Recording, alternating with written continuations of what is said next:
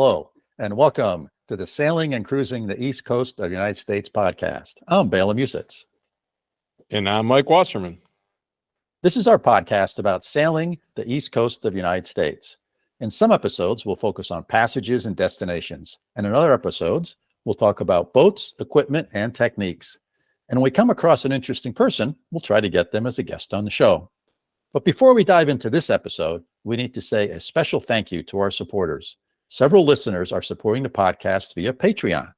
If you would like to join them, just go to patreon.com/sailingtheeast. And thanks again to all of our supporters. Yeah, thanks again, Bela. Great to see you. This is the week after Thanksgiving, at least for you in the U.S. How was your Thanksgiving, my friend? Hey, it was very nice. We've sort of developed a tradition here that started a number of years ago when Andy, my younger son, was doing a fellowship at the University of Pittsburgh Medical Center. We went down there for Thanksgiving and we did a turkey trot. Turkey trot, for those non-U.S. listeners, is it's a tradition. A lot of cities host, or towns or organizations host, a 5K typically run on Thanksgiving Day morning. And then you go home, and in the afternoon you have your big Thanksgiving dinner, your big family get together. So we did that in Saratoga, and so it's 5K, 5,000 meters or 3.1 miles.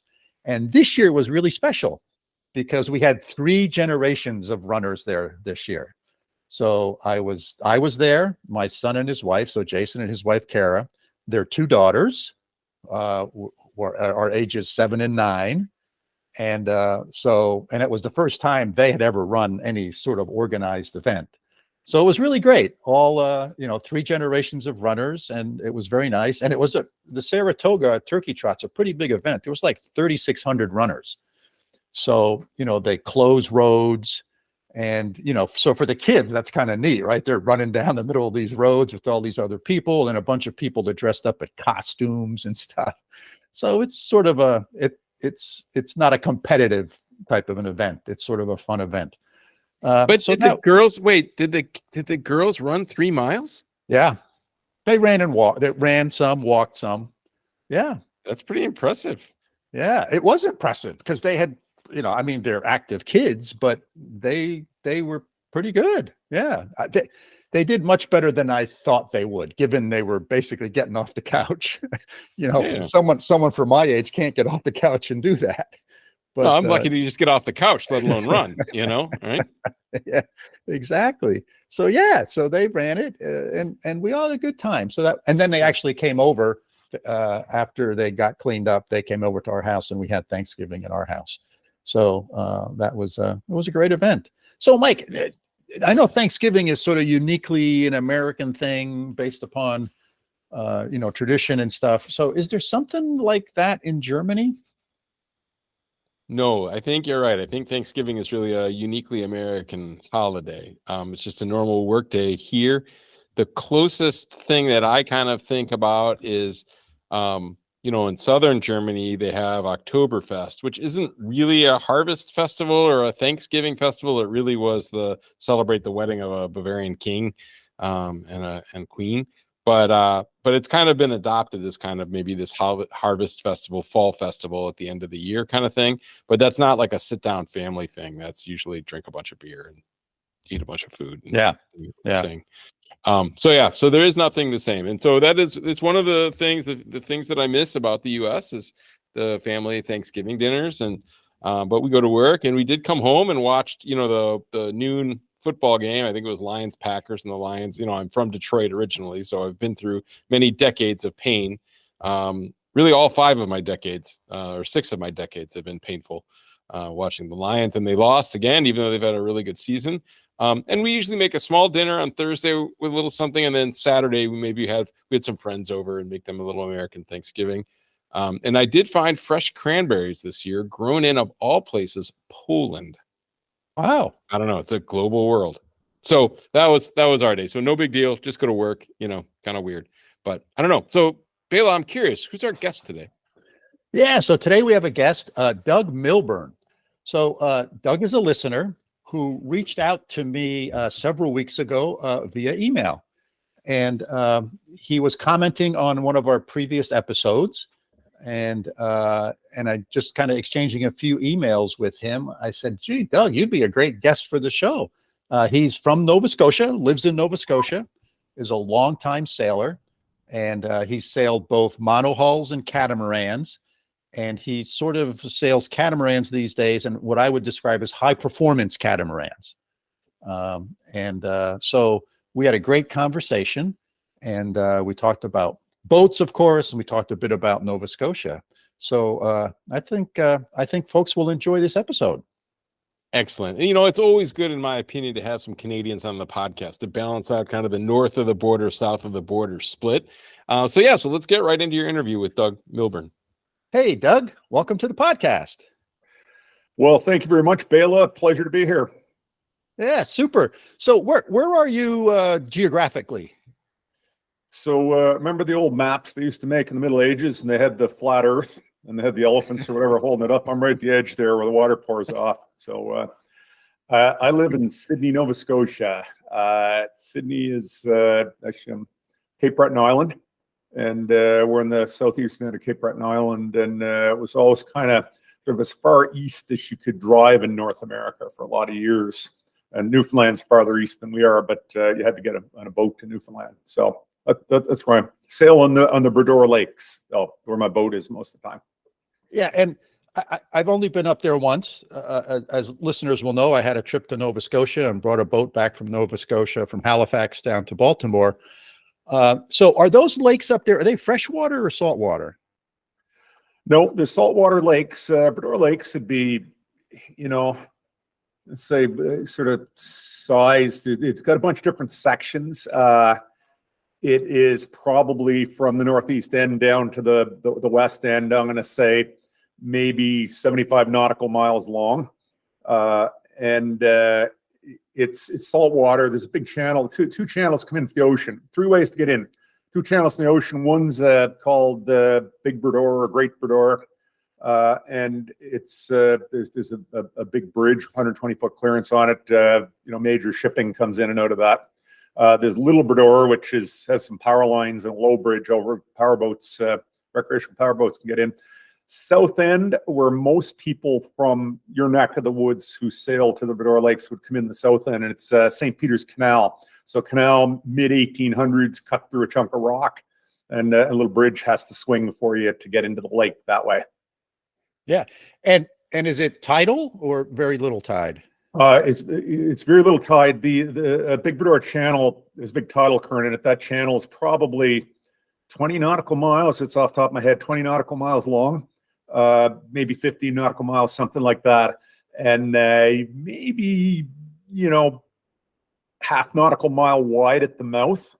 And so it's got a big tidal current. It'll go extreme tides. It'll run, 4 knots easy, 5, sometimes 6 knots on the extreme tide. Wow. So that water comes in and out. So you get up in farther in the lakes, it's a little more brackish, it's runoff mixing with that. The tide in the lake, probably I think like a centimeter or something like that on the daily.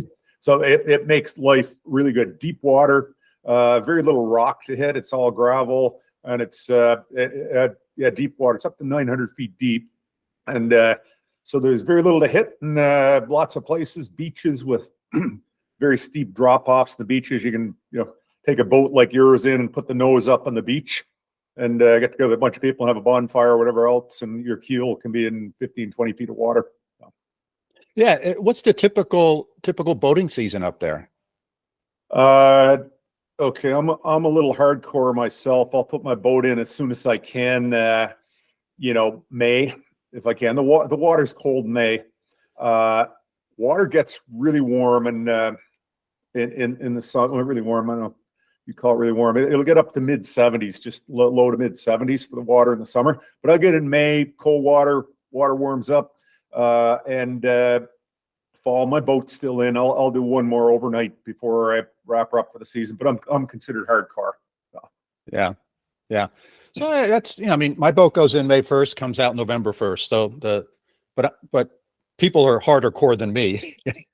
Does Does that lake freeze at all in the winter?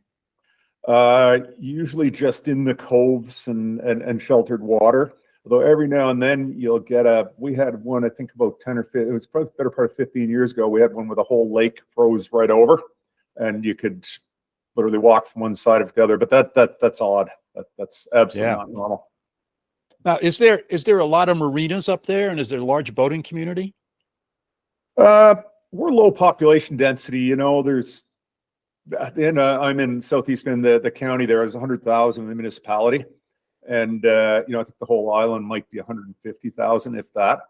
And, in the island, it'd be, over 100 miles, dimension. So it's low population density. There's a yacht club in Port Hawkesbury on the eastern end. There's a yacht club in St. Peter's, Airshot in the south end, Airshot's in the ocean, St. Peter's in the lake. Bedeck is the big boating center, and certainly where, the center for, people who'd sail up from the States would get to Bedeck. That was Alexander Graham's home in his later part of his life. Sydney area has two, well, other people tell you 3 yacht clubs in Sydney, but they're all small. And, it's not the scale. I sail down around your neck of the woods and I'm kind of wowed by the size of the marinas and the number of boats and the crowds and the anchorages and everything else. So. Yeah. And is it mostly sailboats or power boats or, 50-50? The evil stink pot powerboats outnumber us sailors, but healthy sailing community. And there's sailing community, mostly cruisers. We race my club. I race our catamaran at our club, and Bedeck has its own racing. There's some racing in Sydney. North Sydney Yacht Club has racing. Yeah, very nice. And is there any charter companies up there? Very, very minimal infrastructure. There's a guy, a friend of mine, it's called Sail CBI, as in Cape Breton Island, I think, and I'm doing his name injustice there, but he's got a catamaran. It's actually an Alpha built in Long Island that he bought not that many years ago, and he charters that thing. And he does mostly crude charters on it. There's been charters over the years, but season's relatively short here, so it's tough to you got 3 months of really nice weather here to do chartering. So it's a bit of a tough business in that respect. Yeah. I know just a little bit north of where I live, Lake Champlain, which is about 100-mile long lake, and that has a fairly robust chartering business on it. But here again, the season's short. It's and that lake freezes over solid. So it's probably, the season there is June to September 1st. And I would say 2/3 of the charter boats all head south to the Caribbean for the winter. Yeah. So, they charter it down in the Caribbean in the winter, and then they come up to Lake Champlain for the summer season. So, and just calibrate me. So if I flew into Halifax, or I sailed into Halifax, how long would it take me to get up to where you are by sailboat, let's say? I went to Halifax in September. We did a quick hop up to Halifax just for fun. I was actually going to be on the South Shore and cruise the South Shore, but then one of the hurricanes turned up this way. It didn't really hit that. That's right. But I said, I think I better hightail it home. We are St. Peter's Canal to Halifax, I believe, is 140 nautical miles.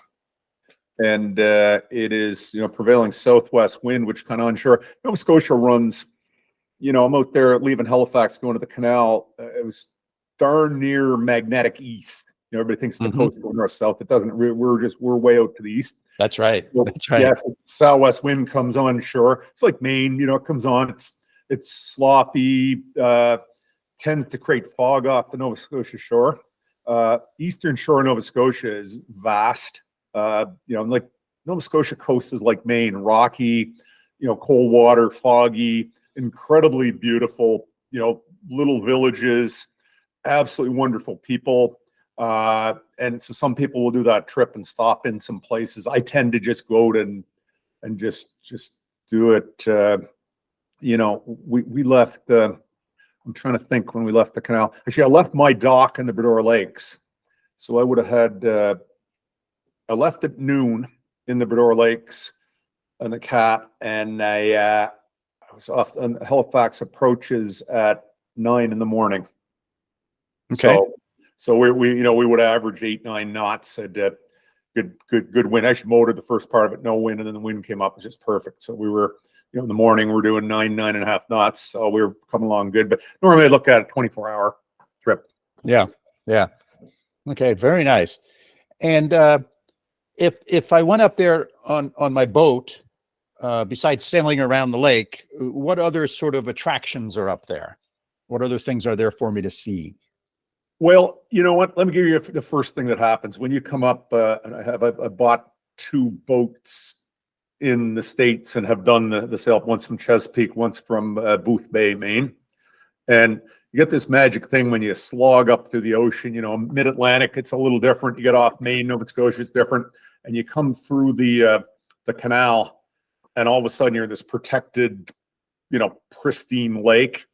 And it's just this magical experience that, you know, people do that trip and they go, wow, Bredor Lakes are just this just massive change in your space from rolling around, getting bounced around. And, Yes. And you know, and the weather, it's Atlantic, it's, you know, Northeast Atlantic weather. And all of a sudden you're into toasty warm water, no fog, you know, and pristine. So that's the prime experience for it. But if you come to Cape Breton's an interesting place. Where I live is old steel coal country. So they started mining, the French started mining here in 1700.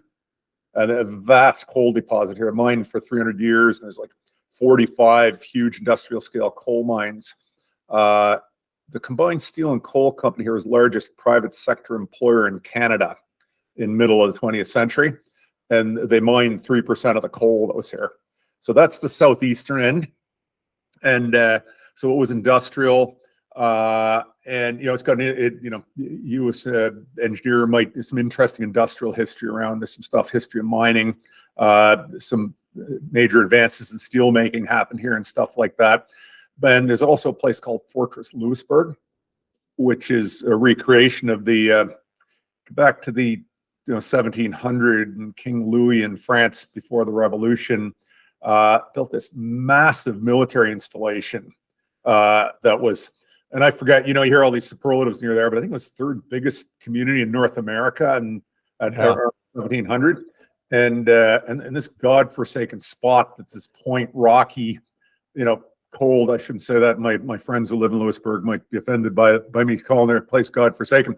But you know, the weather, it's, you know, it's a microclimate. It's foggy. It's the tip where that sort of East Coast, Maine, Nova Scotia water hits the warm water coming out of the Gulf of St. Lawrence, and so you just get fog and cold. I mean, they built this fortress there. There's, you know, 10,000 people plus in the, you know, within the walls, and that's rebuilt, and it's really cool to see. The Marconi, you know, first wireless service came out of Cape Breton. Transatlantic Wireless was here. The whole cable, transatlantic cable world was out of here. Northern part of the island is actually, middle part of the island is Bedak, you know, major sailing hub, and that was Alexander Graham Bell's home when he, you know, he earned enough money to be able to afford to live in Cape Breton, as I like to put it. It's not an expensive place to live, but anyway, he moved there and did some really interesting stuff. There's a museum there. First flight in the British Empire, actually really redesigned the airplane from what the Wrights did. You know, they twisted their wings to turn. He invented the aileron. Anyway, a whole bunch of the modern airplane was developed in Bedak. Hydrofoil was developed in Bedak. It was ripping around back in 1910 or 1920 on a hydrofoil at 60 miles an hour on the water, and scaring people. So Bedak, northern part is very uninhabited. There's a few communities, a good place to sail into if you want to sail around the island. And north of the island is the Appalachians meeting the ocean, and it's stunning. There's a plateau up there, and there's, it's almost 2,000 feet high, and then cliffs and, all the beautiful mountains that you're part of there just hit the water there. It's a pretty cool place. Cabot Trail, the big road that goes up around there. Very nice. Very nice. Sounds absolutely wonderful. That's and I remember, I remember on my trip, we went from Halifax down to Shelburne, and my recollection is there's lots and lots of nice harbors all around Nova Scotia. There's not a lot of commercial marinas, but there's a lot of fishing harbors that, may have a half a dozen mooring buoys or whatever that you can pick up for the night, or you can anchor. So there's a lot of places to pull into and visit, nice little cute little fishing towns.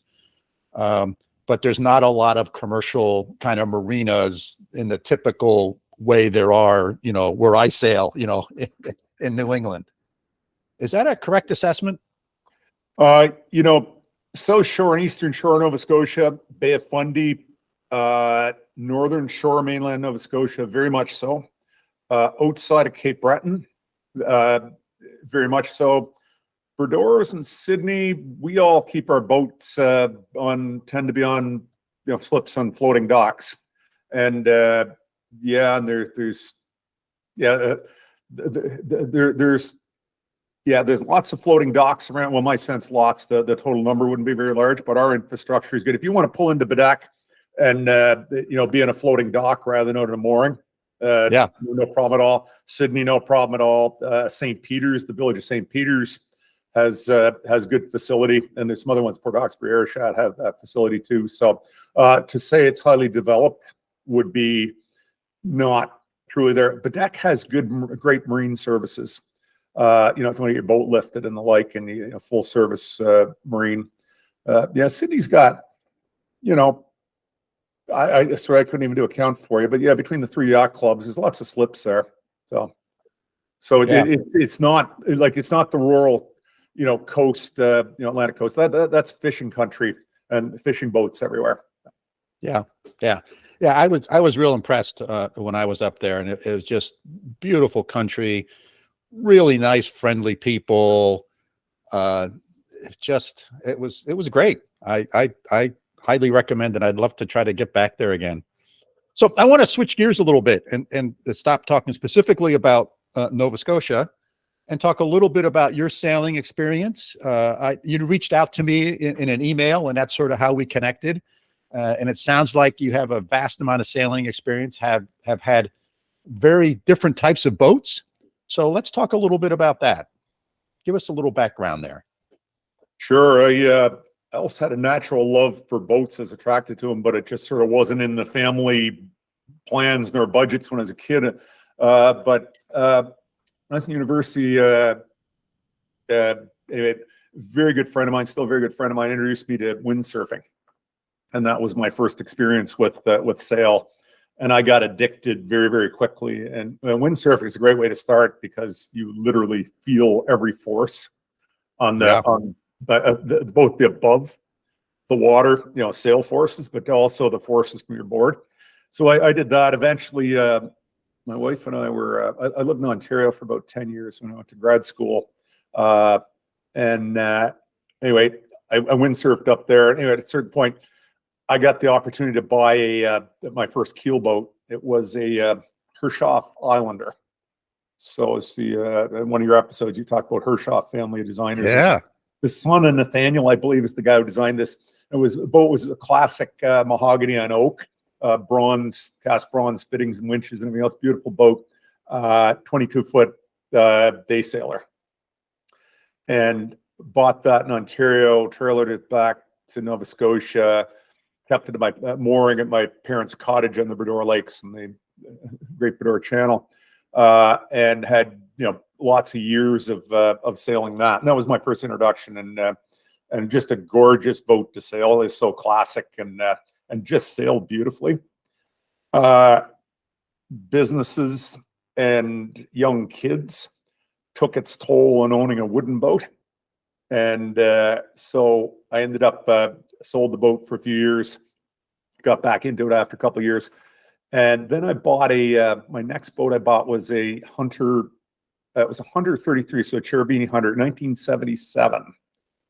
Really, I was totally financially constrained at that time. And it was one of these boats that a guy kept it. He had it for a lot of years. And he loved the boat for a long time. But, people get later in the boat ownership. The boat, everything deteriorates. It needed updating and everything else. So I got it for a great price, bought it in Booth Bay Harbor, Maine, sailed it back, and just puttered away. I like fixing boats as well, sailing them. So puttered away and just gave it a real facelift. We had that for a number of years and cruised, Nova Scotia, Gulf St. Lawrence, Newfoundland, Magdalens, all those areas in that boat. And getting to a point where life was treating me a little bit better. And I said, yeah, time to upgrade in that boat. Actually, that boat, that was hull number 3 of Hunter 33. And they went on to build about 1,000 of them. So very, very successful boat. And as you know, Hunter, great lineage and boat design, build absolutely great boats. Went to buy another boat. We were leaning at either it was going to be a more modern Hunter or a Catalina. And I couldn't. I'm a fan. I love optimizing my sailing. I race a little bit. I don't have serious racing around, but I really enjoy racing, getting the most out of the boat. And I couldn't find any boats on the East Coast that had, everything had wing keel.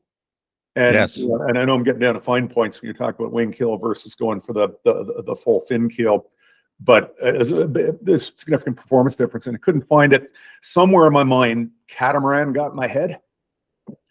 And I looked at Catamaran, and yes, one of the things prompted me to email you, and I looked at Catamaran, I said, the broad belief that catamarans don't sell upwind well, and I go, well, there's half my sailing. When I go somewhere, I love the challenge of getting from here to there, no matter what the wind is. And going, okay. I ended up settling on, I couldn't afford a daggerboard cat, which we can talk about daggerboard cat, mini keel. And I ended up buying they call it a centerboard cat. So it was a Gemini 105 MC, which are, they're designed and built on Chesapeake Bay, American catamaran, very successful. I forgot how many, it's 1,200 or about 1,400 of them built. Very, very successful boat.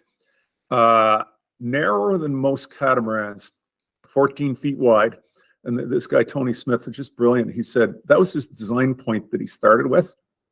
And his reason for that is so you could get it in a normal slip and a normal travel lift to pull it in and out of the water. Right.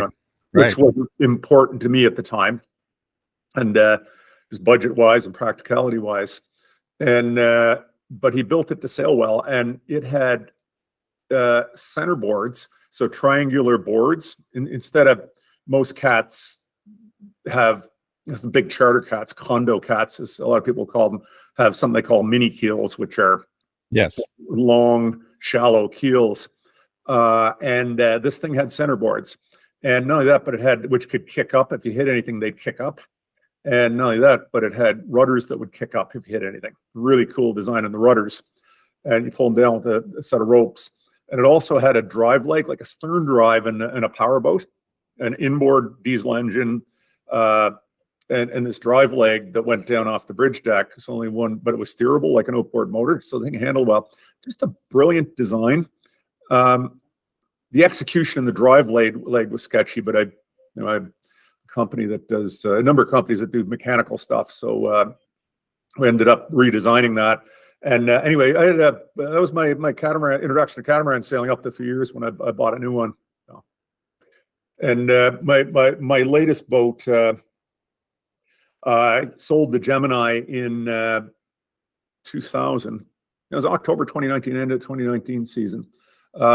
And I'd ordered it first time I ever bought a brand new boat. So Seawind. So Seawind's an Australian maker of cats, and they're a little bit lighter, a little bit more sparter inside, a little bit better performing than the typical sort of charter cats, big, heavy charter cats. And they had a model in particular that interested me, and it's an 1190 Sport, it's called. And in this thing, they did something. Instead of having mini keels or center boards, they put dagger boards on it, which is the gold standard for sailing performance. Dagger rudders, so these performance racing style rudders on it. Right. They put a rig that was taller and very, very modern rig on it with a flat top sail, and it's got a self-tacking jib. It's got a bowsprit on it that drops down, and it's got an asymmetric spinnaker and what they call a screecher reaching spinnaker, similar to Code Zero. So it's this thing's it's not a full performance catamaran. Like there's names like Remer, Gunboat, Dazcat's actually my favorite. I almost bought a Dazcat English built boat, boats that sail 20 knots easily. And I got to settle with, getting to 10 comfortably on this boat. But, Daggerboard's that rig, it goes upwind like a charm. It's fun to race. I race the thing club racing all against monohulls. I really wish there was other multis in the area, but there aren't. And we just have a lot of fun with the boat. So. Yeah. So one of the things that popped into my mind is this last boat you bought was a new boat. Yep. The other previous boats were you were not the first owner. Talk to me a little bit about the difference in those experiences, right? Because I think a lot of people contemplate, should I buy a new boat or, should I buy a used boat? Are there, in your mind, what are sort of the pluses and minuses of those two options? Yeah, sure. And it's, start off with the same thing, like everything in boating depends on what you want. And I would have happily bought a 2-3-year-old boat. And I mean, the practical side of it, you got some depreciation taken out of it, which is okay, but I'm going to own this boat for a while, so it's not the biggest thing. But, there's a debugging on it that you got to do in a new boat. Right.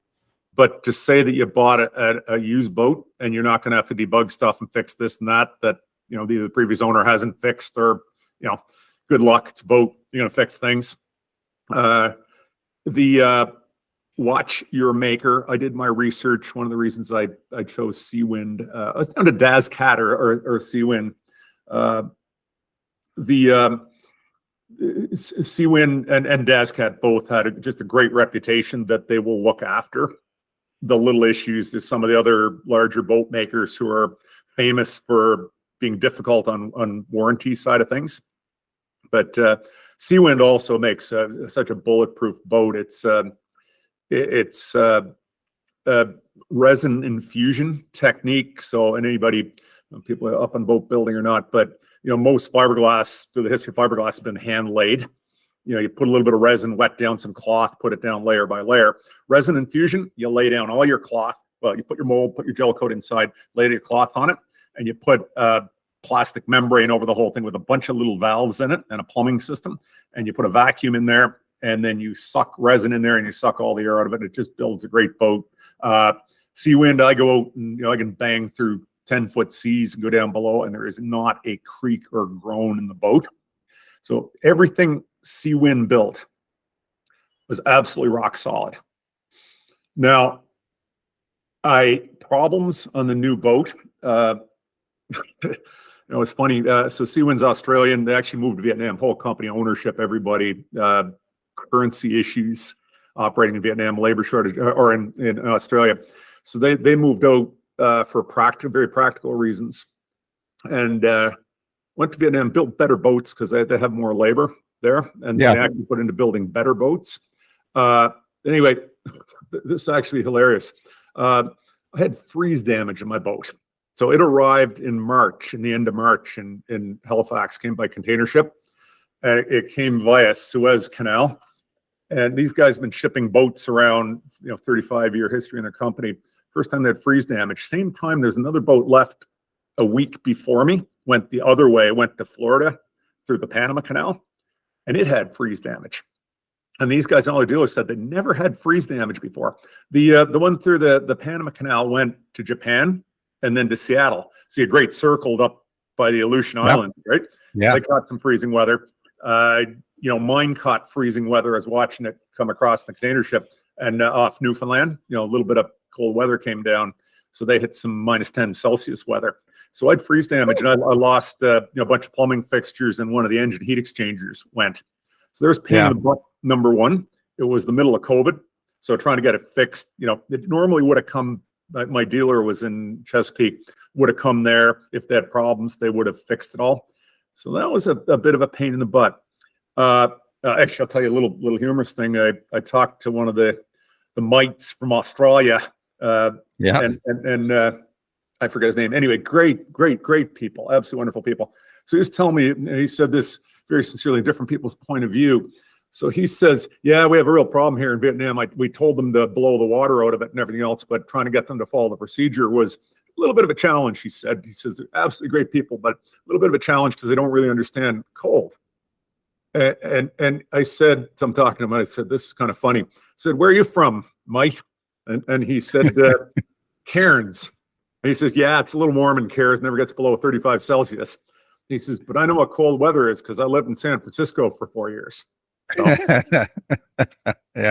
different views of the world. So anyway, you get these little debugging things. I had a couple electronics, my B&G electronics, just a couple of little things went wrong on it. So it was really good. Oh, my heating system wasn't, the other thing, a hydronic heating system in the boat, which I think in a boat in our latitude, man, oh man, talk about a different experience in May and November, right? And they had some problems, and it was defects from the manufacturer of the heat exchangers in it, actually. And again, it was a pain in the butt for me. But other than that, it's been pretty darn good. My used boats, stuff came that was tired, stuff broke, and everything else. I had to replace stuff too. So 6 one, half dozen another. You ain't getting off free for buying a new boat, I think, is the point of that long-winded discussion of that. Yeah, and that's my impression. That's why I asked the question. When you buy a used boat, you sort of anticipate, okay, I'm gonna drop 10% of the purchase price on upgrades or whatever thing you have, whatever number you have in your own mind. And on a new boat, I think about all the other new things I buy, like a new car or a new TV. The quality of stuff is remarkable, but somehow boats still haven't. They're still like cars were in the 50s and 60s. Yeah. You know what? I tell you, and the business side of this, and again, I'm deeply my business life, low volume manufacturing. Yeah. That's where the challenge is. There's a blog on Seawind's site that I found absolutely fascinating, and appreciating the boat building business, right? It's one layer up from craft, even when they're at bigger volumes. From everything I can tell and everything I've seen, Seawind had a talk about moving from Australia to Vietnam. They said in Australia they'd hire shipwrights, and this is one example they used on the blog. And okay, a couple of things. I put these two things together. Number one, there's a dealer.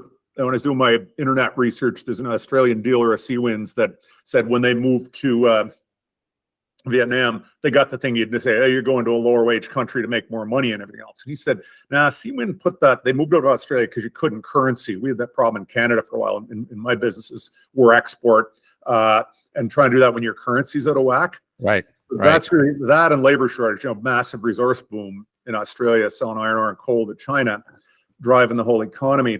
So they moved out for that reason. And what, the cynics would say, yeah, I'll show you 2 boats. Show me a Vietnam boat. Show me an Australian boat. And the Australian boat's obviously going to be better. This guy said, I've done exactly that because I've had the challenge over and over again. Everybody gets them 180 degrees opposite. The quality and the build quality is better on the Vietnamese boats. And then I'm digging into that because I'm a manufacturing entrepreneur and digging into that. Solving problems and how to do quality systems at very low, exceedingly low volumes. I've been at that for 20 years, and it's a real challenge. So anyway, you get that insight. And he says, number one, the guy says they put way more time into it. Every weld, they got time to grind and smooth out every weld. The stainless steel work on them is beautiful, etc. So that's just more labor, more craft. But there was another blog there, and I'm going, I think I get the insight on it. And he said, in our Australian boats, you know, if somebody wanted a different model head put in the thing, Yes. to the shipwright, you know, here's the drawing for the bolt hole circle and whatever else, you got to move it this far over. Can you just do that? Yeah, sure. And he says, Vietnamese were, he says, at first very frustrating. He says, we'd have to tell them how to do everything and write it down exactly how to do it because these people had no experience in it. But he said, incredibly great workers would follow the instructions to a T and very, very good skills, right? And then I put it together as you would understand it. That's called quality systems. That's called an ISO system. That's what it is. That's right. Into boat building. So they got that pushed on them, but it's just fascinating that the volumes in boat building tend to be so darn low that, you know, automotive, good, we're going to do 100,000 of this, you know, over the next couple of years. In your boat, good, I'm going to do 100 of these over the next couple of years if I'm exceedingly successful. So it's that's where it all is. That's what it is.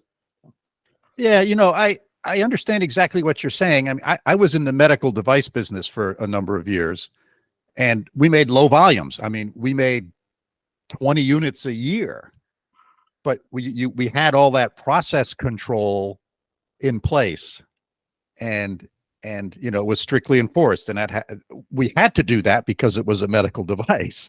But it also demonstrated to me sort of what you're saying, right? If you write a bunch of stuff down and you're specific about how to do it, and you have good skilled labor pool and they can follow those instructions, you'll get consistency at least. They may all break, at least it'll be consistent, and then you can fix it. And I think it's that lack of consistency that sort of frustrates me oftentimes, where we say, well, it's low volume. That's just the way it is. And I say to yourself, no, I don't accept that as an answer, right? I think if you put in the time and energy, and there's lots of examples of low volume manufacturing that is the utmost quality. Now, there's a premium price you may pay for that, but of the utmost quality. So I just find it interesting in boats that they sort of haven't crossed that chasm yet, right? They're still sort of, and it's generally accepted by the boat buying public. It's like, okay, that's part of the way it is, right? I expect this new product that I paid $750,000 for, and it's gonna be in the shop for 2 or 3 months getting fixed because stuff's gonna not be done properly or break. I find it frustrating. So, you know, and again, not to go too deep in this, but one of my companies sitting in here, we make metal electronic enclosures, parts, etc., for science and engineering, and we become the name in that across North America. And we go, you know, we'll sell to, you know, scientists at NASA. I mean, everybody in tech buys from us. You know, the private space is our biggest customers, aerospace, medical, you name it. So our challenge has been specifically that. So our volumes are exceedingly small. Most of what we do, 60% of what we do, we'll see once. So they're one-off jobs. Right. And that world is, you know, done by small shops. The quality, you measure the quality, it's terrible. We're down now sub 1% defect to customer on that. So we've solved this problem, know exactly how to solve it. And the boat building world, that's my love, my hobby love is boats. I like the technology side of it too. And I just, the same place you're coming from. Come on, guys, you can do this. And Seawind does seem to be doing it. They're yes. Yeah. And you'll get, you know, some folks starting to do it, and that'll drive the rest of the industry. It'll just like the Japanese car manufacturers forced the American car manufacturers in the 60s and 70s to build better cars. The same thing will happen in the boat business, right? So absolutely. Hey, anyway, let's you know, rabbit hole there. Like too much engineering stuff there. Let's talk a little bit about sort of misconceptions about various different types of boats. You know, misconceptions about monohulls and misconceptions about catamarans. And I mean, you were even talking about it when you bought your monohull. You had a hard time finding a deep, thin keel boat on the East Coast of the United States because most of them were shallower draft bulb keels, and that affects performance significantly. And I think a lot of people don't understand that. They just think, oh, if I'm buying a Catalina or a Hunter or a Island Packet, oh, it's a monohull. They're all going to be the same, but they're very, very different. Can you talk about that a little bit? Sure, yeah, and it just, you know, in our conversation stimulated by one of your episodes, you had a guy talking about, I did an absolutely great job. He's talking about sailing school, and he started talking about monohull versus catamaran, as is said in popular lore, and you know, described that and described it well. And there's no untruth in what he's saying. It's just an incomplete picture. And the idea Yes. that I think it was described as monohulls have deep keels and go upwind really well. Catamarans have shallow keels and don't start sailing well till you're off the wind. Once you're off the wind, they do absolutely great. The other thing, catamarans don't tack well because of weather vaning, and going, you know, and from his world, and again, that's popular lore. Most people believe that, and it's just not. It's not true. There's more to. Not true in general. There's way more to it than that. Going upwind. So I have a daggerboard cat, and you know, and you've probably heard it said many times. The minute there's two sailboats somewhere going in the same direction, there's a race on. So, and you can see it. You sail a catamaran anywhere, you know, sort of north of Florida, there's very few catamarans per capita. So everybody looks at catamaran and says, I'm going to go sail upwind against that catamaran. Well, you know, good luck, you know, taking my Seawind upwind unless you got a pretty good performing boat. And you go, well, why is that? Is there not truth to it? Yeah, absolutely, there's truth to it. So anyway, here's the way I put it, and it's pretty simple to understand. And if you're just a cruiser and you just want to sail around in a warm afternoon and you want to have a drink after when you're on the mooring, you can ignore this. But if you really like sailing, important to understand this.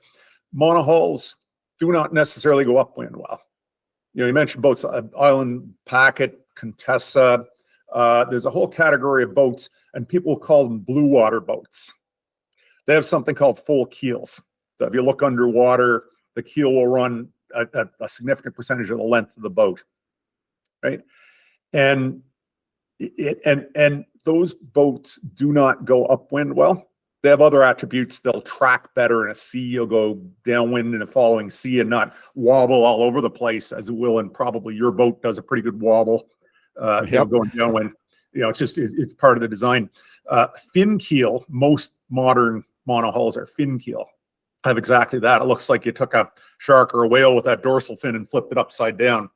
And that keel does the underwater work for you. Let's look at catamarans. Most charter cats are, you know, they use the word condo cat. Some people use it disparagingly. I use it and I go, I want to go charter cat. Down the BVIs, I'm going, yes, I think I want one of those. Big, heavy, everything on them. They sail, and you're in the trade winds down there in 20 knots, they'll sail for you. They don't go upwind very well. Why not? If you look underneath, they have something called mini keels on them. And the mini keels are long, just like full keel sailboats, they're long and they're shallow. Look at airplanes. You really don't see many airplanes that have you know, stubby wings the length of the fuselage on them. You know, in fact, if you want to get efficient in an airplane, look at a glider. Very, very long wings. It's the area of the wings that does the lifting. The ends of the wings drag you. So it's why you see winglets at the end of jet airplanes, because the end of a wing is a real problem. So the longer and narrower a foil, be it an airfoil or be it a hydrofoil, you know, foil in the water is, the more efficient it is. So when you get a monohull and it's got a really deep, you know, you look at race boats, some race boats will have 10, 12 foot deep keels, long, skinny keels, and they go upwind incredibly well. They just slice upwind. That's the dominant thing. So underwater efficient, underwater inefficient. And if you buy an underwater inefficient boat and you try to go upwind on it, what happens the farther upwind you go? You sheet your sails in more. You pull in the back of the sail. The sail goes more parallel to your boat. The pressure forces in your sail, more of the force from your sail is pushing sideways, less pulling you ahead. So you need, when your boat's going through the water, a lot people, if you're not familiar with sailing, people don't get this. Your boat has to crab through the water to resist that sideways force. It's called leeway. And if you got an efficient foil, you can do absolutely fine. If you have an inefficient foil, it does something called stalling. And again, you think of airplanes, anybody knows anything about airplane, when your foils stall, you're in trouble. Well, it is that. That's what it is in a sailboat. That's you're trying to go upwind, and you just don't go upwind anymore. You just kind of just sit there and bloop sideways. So yeah, daggerboard cat, a racer deep monohull keel. Yeah, you'll go upwind absolutely wonderfully. And if you have any fishing underwater, somebody owns an island packet, they're beautiful boats, they do great things, a bunch of great things, but going upwind or trying to race another boat upwind, it ain't gonna do it. Not on. Yeah. So as you're saying that, which I agree with everything you've said, I'm thinking to myself, so really there's not that much difference between cats and monohulls. It more has to do with the difference of what's underwater. So if I want to design a monohull that goes well upwind, and I want to design a cat that goes well upwind, I know what to do. I put deep, thin keels on it. And if I'm more interested in going downwind and maybe, being able to not wobble as much as my boat does when I'm going downwind, I have a different different configuration underneath. I maybe have a fuller keel on it. So this to me all has to do with two things. Number one, you can't generalize, and because as an engineer, if you tell me what performance characteristics you want, I can design you a product that'll meet those performance characteristics. What you can't tell me is I want it to do everything well, because that's not possible. Everything's a compromise, right? As I make it go better upwind, I start decreasing its ability to go downwind. Yeah, right. Yeah. Upwind, downwind. The trade-offs. You want to go upwind well. And number one, we talked about the underwater. The other part is above water, right? Okay, you think about what the wind is doing to your boat when you're trying to go upwind. I mean, first of all, it's blowing you back. You got a boat sitting in the wind. Right. You just got drag, just dull old. I know your car in a windstorm, the wind's trying to shove you back. If you're on, slick ice, you might actually blow down. Your car is stuck to the ground, so you don't worry about it. Your sails, there's airflow. When you're going upwind, the airflow on both sides of your sails, the frictional forces are pulling you backwards, right? So you need to get sails that are shaped right to give you lots of lift and little drag. Triangular sails, right, which is the standard, are not a really great configuration for sailing. Again, you get into it's tip vortex. Your loss is tip vortex. One side of your sail, there's high pressure. The other is low pressure. That's what does your sailing for you. So, if you had an airplane with wing sails, anybody ever watched? If you haven't watched it, you should watch Sail GP. That's right. Just go on YouTube and watch Sail GP, and you'll see the ultimate evolution of where sailing is right now, and see boats doing 50 miles an hour under sail. Those sails are 50 miles an hour in a 20-knot breeze. In a 20-knot breeze, it's absolutely amazing. But you look at those wings; their sails, they're actually wings, and why are they not triangular shaped? Well, they put a wing there. It's flat on the top. My rig in my catamaran is a flat top. It's a square top sail. And you'll see most racing boats now have square top sails. They're tall, narrow, non-triangular. The jib flows into it. The jib's fractional, so you put a smaller jib on it. That jib is like I play around a lot with my rig to get the airflow right over it. And I'm just obsessive about it. I'm not the greatest racer in the world or anything like that, but I'm just obsessive. I love sailing. I love watching the airflow. Telltales all over the sails. You got to keep that sail up there from stalling, right? Yeah. So you put telltales the back of the sail. If those telltales on the back edge of the sail wrap around, you have a big separation bubble, i.e. stall. Your airplane's going to fall out of the air. So doing that and trying to keep that all rolling. Look, here's the main points. Design a sail so it's got a flat top on it. And the triangle point of a sail, just dragging it through the air. The mast in front of and the top of that sail is disturbing all the air over the top 6-8 feet of your sail.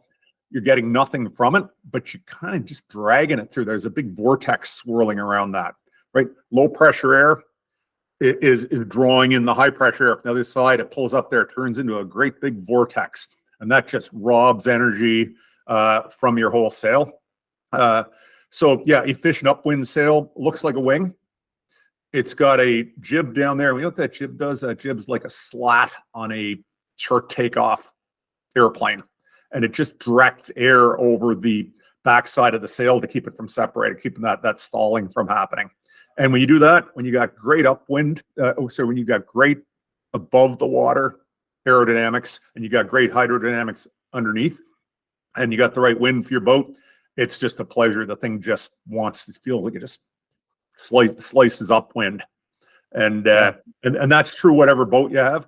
Monohull, versus catamaran. There are differences. Actually, I'll tell you an interesting one. If you want to go, and if you race catamarans versus monohulls like I do, when the wind goes down to 3 knots, it's kind of disappointing that you're a relatively lightweight catamaran, and you got these things with these big blocks of lead, and they're just ghosting past you, and you're going, how come I can't go that fast?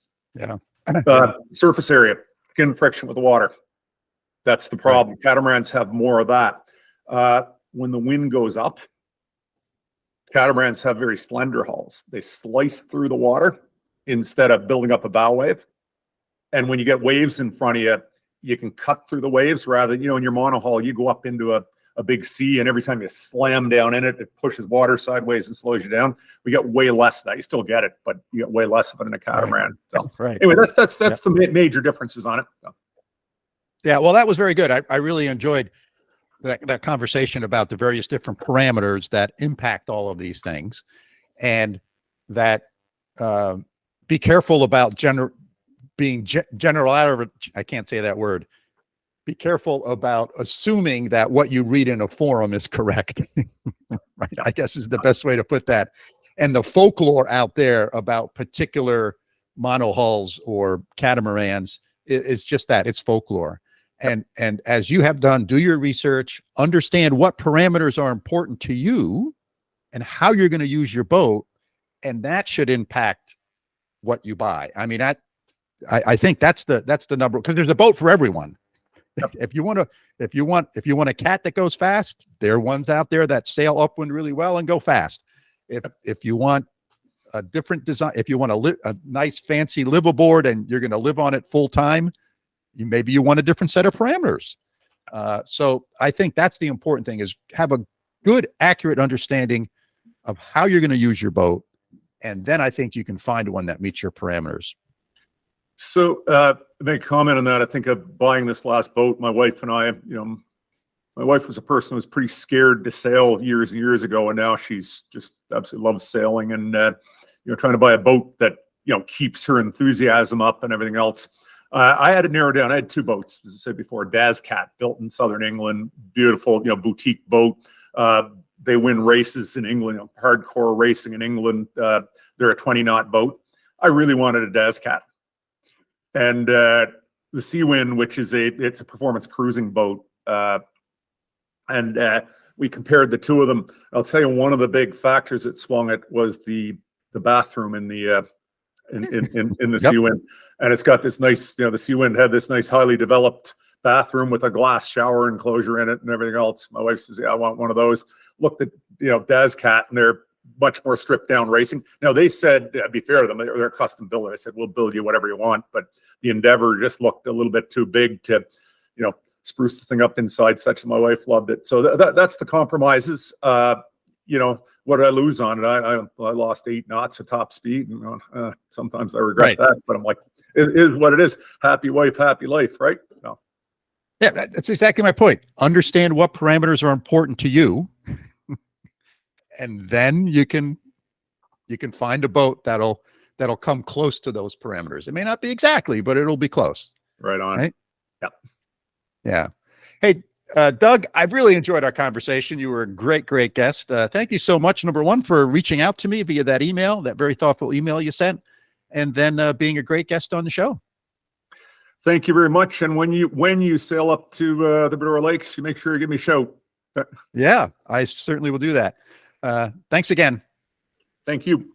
Bela, that was an interesting interview. I loved hearing about Nova Scotia.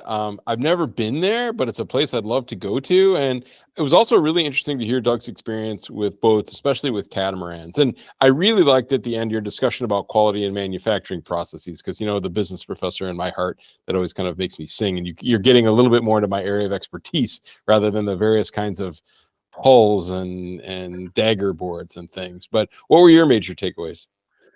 Well, yeah, I've been to Nova Scotia. Yeah, I helped a friend bring a boat back from Halifax down to Baltimore. And we spent like 4 or 5 days in Nova Scotia. What a beautiful place. Oh gosh, was it just gorgeous.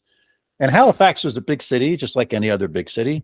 But then we sort of bopped along the coast for a couple of days and stayed in a place called Shelburne for 3 days, I think, waiting for some weather. And I was impressed by how friendly the people are there. It was just really, you know, salt of the earth folks. There's the industries there, like fishing and lumber. At least that's what I saw. I'm sure there's other stuff going on there. And it was just, to me, it's one of those places that you got to put it, if you're a sailor and you want to go cruise places, it's got to be on your bucket list. If you're on the northeast of, you know, or the east coast of the United States, you got to make a trip to Nova Scotia. And, you know, the best time to do that is July or August. And it's not crowded. It's beautiful. And it's just a nice place to be. So to me, it's beautiful. It's should be on every sailor's bucket list. Cool. I like it. Now, let's talk a little bit about these different types of sailboats, because, you know, this starts to get a little bit above my, you know, level of comprehension. And it sounds like, okay, you pick the kind of sailing that you want to do, and then you kind of choose the type of boat that you want. I mean, how important are things like the hulls and the shape of the dagger boards and things like this? Does it make a big difference, or is it just kind of a nice to have? Well, it's a good question, Mike. And I think I've said this before on other episodes. I think what's important here is if you're thinking about buying a boat, you want to be true to yourself as to how you're actually going to use that boat. Not how you think you may use the boat or how you might dream about in 10 years you're going to use the boat. But, you know, for the next relatively short period of time, how are you actually going to use the boat? Because it's amazing for such a small industry. I mean, there's not tens of thousands or hundreds of thousands of sailboats sold every year, right? It's in the United States, it's probably, you know, maybe 1,000 sailboats a year. I'm talking bigger boats, not little. He probably even includes the little ones. And so, but there's this huge diversity in the various different types, because they're almost all fundamentally handmade, and they may not be custom made for you, but fundamentally they almost are, because the model runs are short. Like my boat is serial number 136, and I think they made a total of less than 200 of them. So, you know, from a manufacturing perspective, that's not a big production run. So the point being is there's a lot of different design parameters. So if you want to sail across oceans, that means you're hopefully going to be sailing downwind most of the time. You want the wind at your back. It's much more comfortable. So if you're sailing downwind, that lends itself to a certain type of layout of the sails. It lends itself to a certain type of hull shape.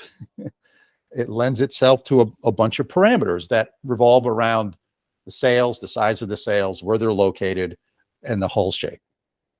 If you want to race, which means you want to go fast, that lends itself to a totally different type of hull shape. And when you're racing, sometimes you're going into the wind and sometimes you're going downwind. So again, bunch of different set of parameters.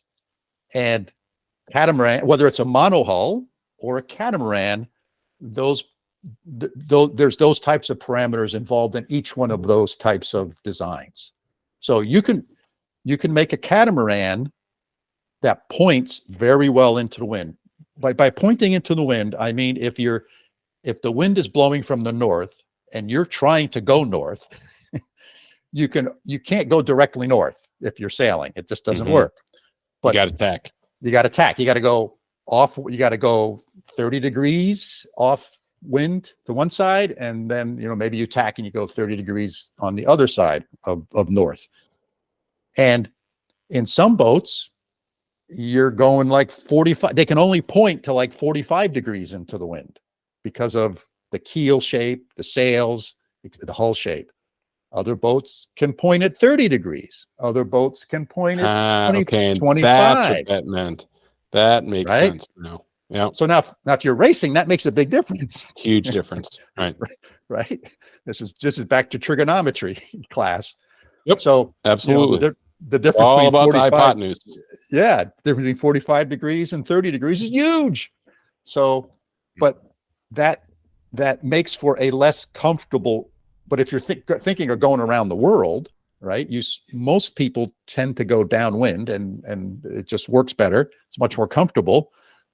So how you point doesn't matter.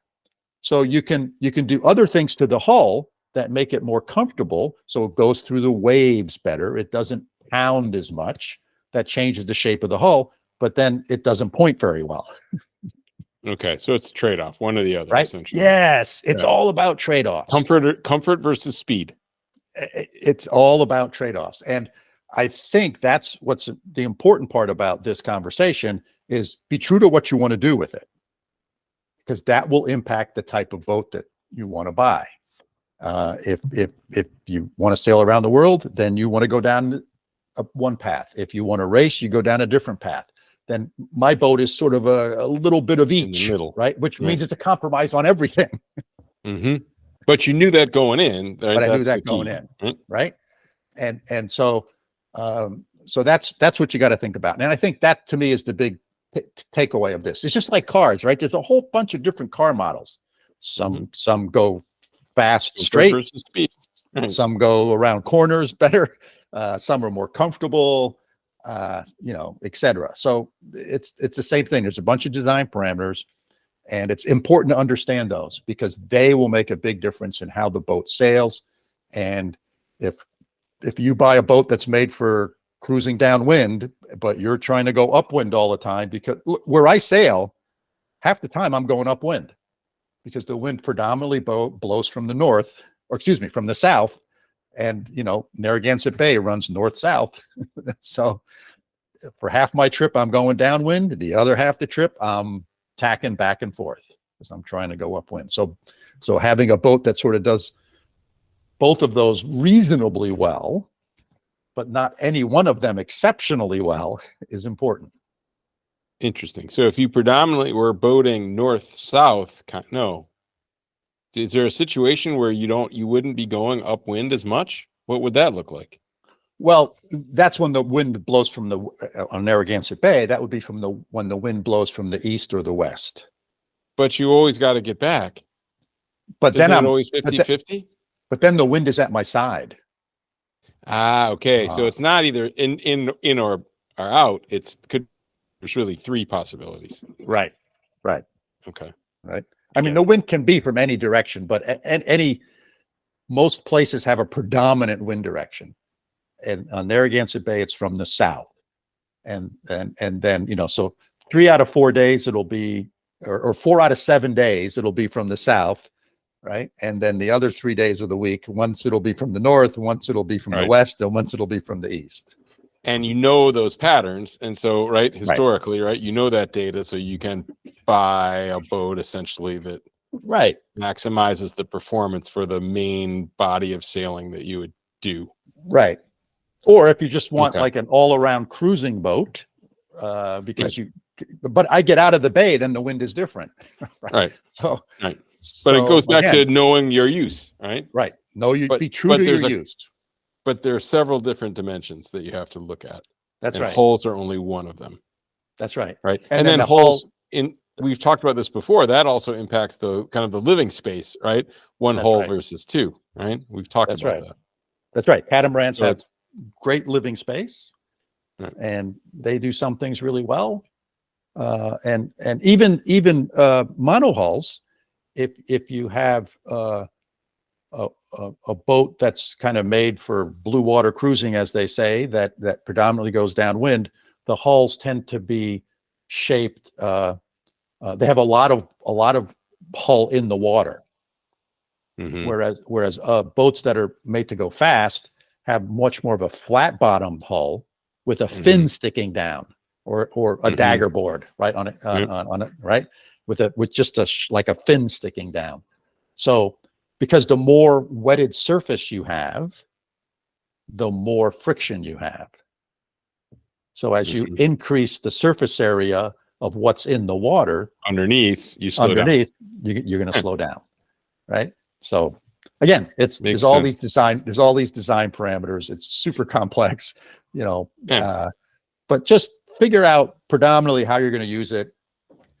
Think about the space you want too, because that's where, if you're going to live on the boat, if you're just going day sailing, it doesn't matter too much. But if you're going to spend a week or two on your boat, then thinking about, the layout down below, how much water can the boat hold? How much fuel does it hold? How big is the holding tank for the waste water and stuff, right? Those things start to play into that.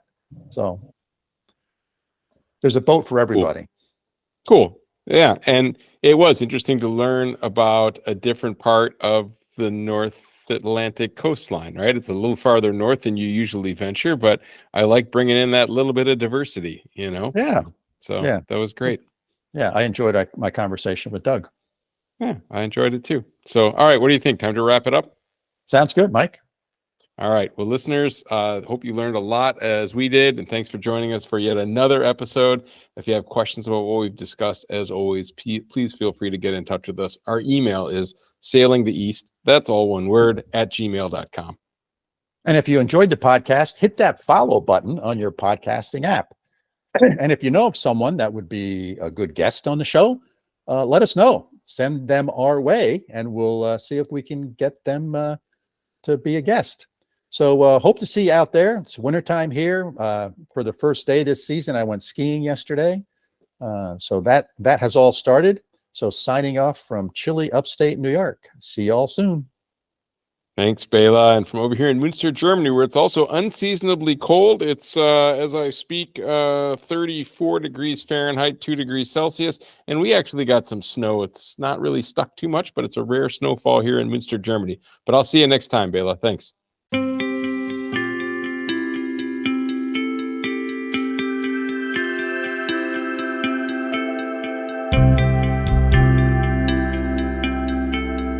you